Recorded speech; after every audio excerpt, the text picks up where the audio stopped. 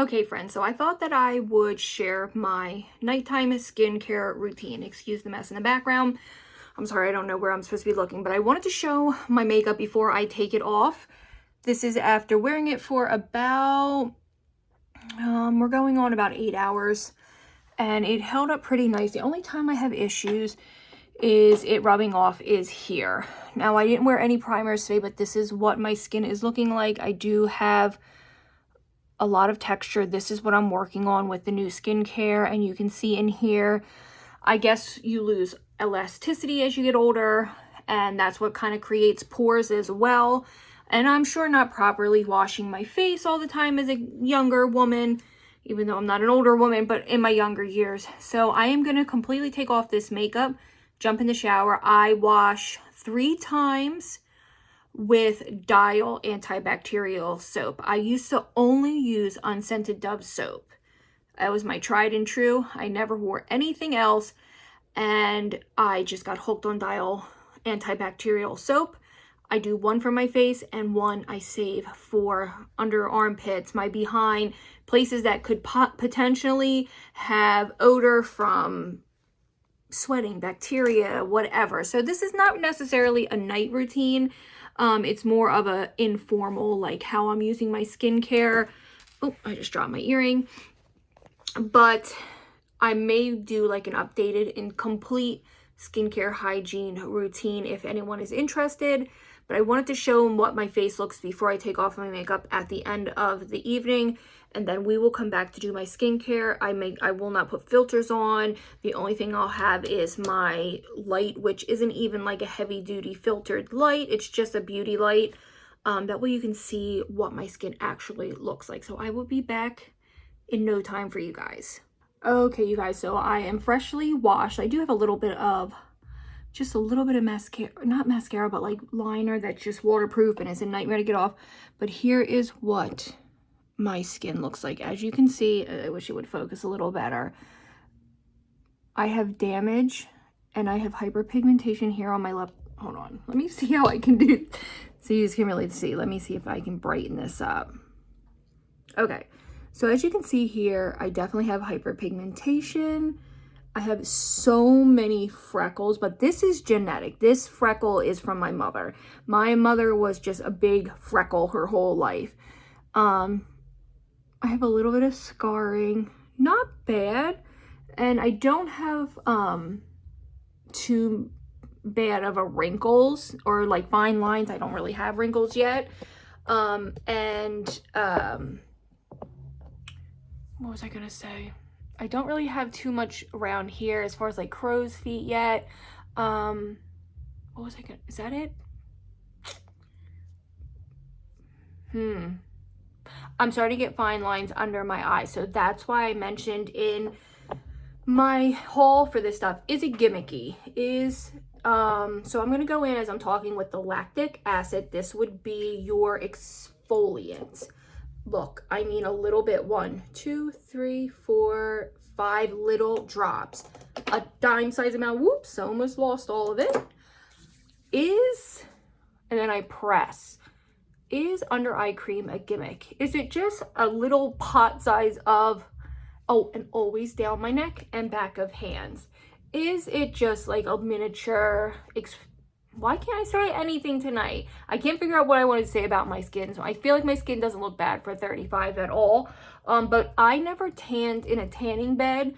I did tan naturally, like in sunlight, but I never ever got into tanning beds, even though it was so my generation. Thank God, my fingers were crossed that I never got into it. Is eye cream gimmicky? So this is a salicylic acid. I'm just gonna spot treat very, very little, 1 drop. And then I'm gonna take the tip of my finger here and I'm gonna spot treat where I feel like I have a few breakouts.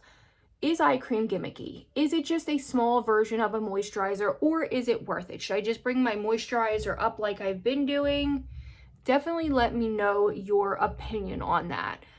I've seen some videos of women saying it's a gimmick just to use your moisturizer and bring it up. Sometimes I like to do Aquaphor on my face. That's for slugging. I do that when it's more of a cooler season. Then I'm going to go into my hyaluronic. Is this the one that's for... No, this one's going to use last. Next, I'm going to go in with my retinoid. And this one says to just do a small amount in the evening. Now, this one can cause irritation. Push through or dilute it with your moisturizer. But you got to push through because it can... 1, 2, 3, 4, not that much. Not a lot. I don't want to burn and upset my face. None of these have any artificial smell. Like, they don't smell like strawberries or watermelon. Really, they don't. They just have like a medicine-y, clean, barely smell, if it even has a smell. Now, remember to kind of bring it down your neck for sure. Then I'm going to do a little bit of the alpha arbutin. This is for the hyperpigmentation. I like to put this on my lip, especially my upper lip. And I also like to use the Aquaphor on my upper lip. I like to try to keep my upper lip as moisturized.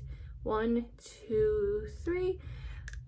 I like to keep my upper lip as moisturized as possible because I feel like moisture will help with hyperpigmentation.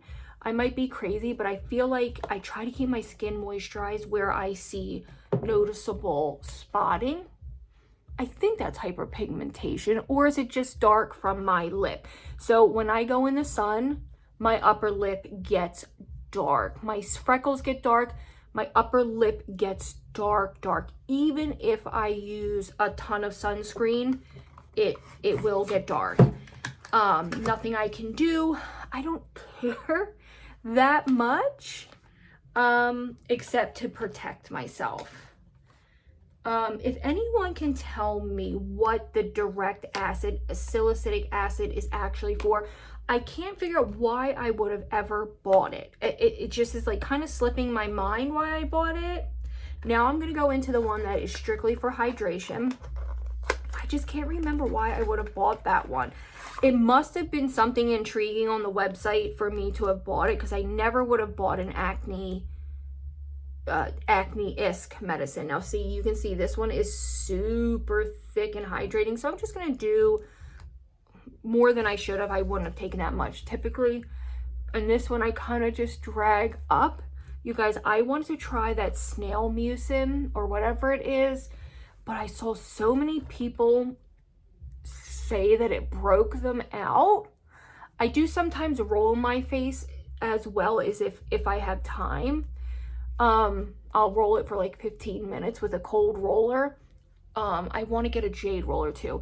I was nervous about that snail mucin, so if anyone, I think that's what it's called. If any of you guys have any experience with it, I would love to hear. I would also love to hear anybody who's like my age, even a little younger or a little older, just like your experience with skincare, what you've been using, what's worked for you over the years. And then I'm going to dip into my night cream from Eucerin. I just love hearing other people's experience. I'm trying with all my heart to get my daughter, I'll get that in a minute. I'm trying with, as you can see, this one is super duper thick. It reminds me of the It Cosmetic one. I'm going to start with just a little bit. I'm trying to get my daughter, who's 16, into skincare, and so far she's really been enjoying it. I'm also trying to get my sister into it, but she has such acne prone skin, like cystic, sore acne, that she really doesn't like to do anything with her skin other than her acne treatments. And my grandmother is 70. She just turned 77. I'm going to use a little more of this. I can pop a picture of her in here actually and show you. She looks fabulous, but she has had skin cancer. She's had it cut out, and I just wish she would listen. She won't listen. She's so set in her ways and such a pain in my ass sometimes. I'm like, Nan, please, if you don't do anything, if you literally won't do anything the doctor says, please, for all that is good and holy, you believe in all your Jesus stuff, he would want you to wear SPF. If you do nothing else, put that damn SPF on. I would like her to do more, but Boy, she's stubborn as a mule. And this is what my skin's starting to look like. Really, really hydrated and beautiful. I got a sample of the Laneige sleeping mask. I don't know how I feel about it yet. Ooh, my face is tingling a little bit here from, I think, the salicylic acid. So I don't know how I feel about this yet. I got it initially for my husband because he's a chapstick addict. He's addicted to chapstick. I don't know why that sounded so weird to me. But here is my skin, and then I'm going to take just a small amount. My skin, I can feel it kind of tingling. It kind of feels like there's hair on my face. It should die down a little bit. It's annoying. I kind of hate it, but it must be something working. And then I'm taking a little bit of Aquaphor and kind of just going like that, and I'm putting it in my eyebrows. And then a little bit right here, just to kind of seal everything in. I don't want to do a lot of Aquaphor tonight, but I can feel my skin tingling. And then what I do is I put the rest all on my hands and my nails and my fingers, and then I take my spoolie and I brush out my brows, and I brush that Aquaphor through. That's kind of what's helped grow my brows. You guys, I'm too scared to do a brow and lash serum. They frighten me because it's my eye, and it just scares me. It's too close to my eyes to do anything crazy like that. And my luck, I would have a reaction. I'm gonna put my wedding ring back on. I put deodorant on in the bathroom. I did put some oils in my hair. My hair needed to be washed yesterday, but my sister is gonna dye my hair for me tomorrow. So here is what my skin is looking like. Not too bad for an old lady. Now you can really see I do have a little bit of leftover mascara. Not bad. So yes, that is my skincare routine updated. This is not my hygiene. This is my new nightie. Isn't it cute? This is not my hygiene routine. This is just strictly my new skincare routine. It changes. By winter time, I'll probably have something new and, you know, and more detailed. Definitely let me know if you would like, yep, my glasses are filthy. Definitely let me know if you guys would like an updated hygiene routine. My hygiene always changes. I try to do the best to keep myself clean and dry, especially as a woman, especially as a plus size woman. I'm putting my nose ring in, sorry you guys. Especially as a plus size woman. I'm just gonna kind of brush out my hair and we'll finish up this video. My hair real quick and throw it back up. It is really just hurting. It needs to be really babied a little bit. So I'm gonna do these roots tomorrow and then baby my hair for a little while. I have been living with the dry shampoo, so my hair is just, as you can see, not the prettiest right now. So I'm just gonna keep it up in a clip. I have to go make my husband's lunch for tomorrow and go make sure my dog is okay because he's been downstairs by himself because he doesn't like the loud music my husband's playing. So I am gonna go. I hope this helps somebody. Definitely let me know. One, I would love to know your skincare routines. I would love to know how old you are and what you're doing. If you're comfortable with telling me anything you would suggest, anything that I should be switching up in this routine, I would love to hear about. Whoops, there goes everything. Also, I would love to hear if you would like to see my shower and hygiene routine. Like I said, it changes by winter. This will be different. That's just how us girls are. This lip mask looks beautiful.